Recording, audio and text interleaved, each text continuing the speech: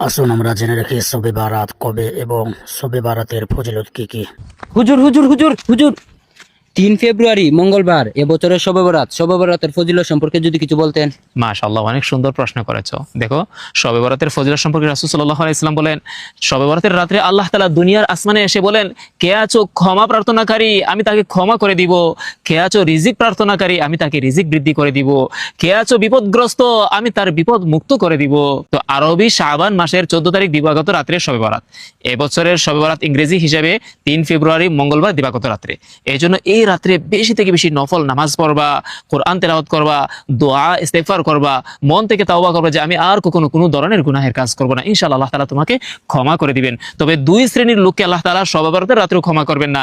এক শ্রেণীর লোক হলো যারা মুশরিক, আল্লাহ তাআলার সাথে অন্য কাউকে শরীক করে, তাদেরকে আল্লাহ তাআলা ক্ষমা করবেন না। 2 নম্বর শ্রেণীর লোক হলো যারা বিদ্বেষ পোষণ করে, হিংসুটে স্বভাবের, আল্লাহ তাআলা তাদেরকে ক্ষমা করবেন না। এজন্য এই দুই প্রকার থেকে অবশ্যই আমাদেরকে বিরত থাকতে হবে।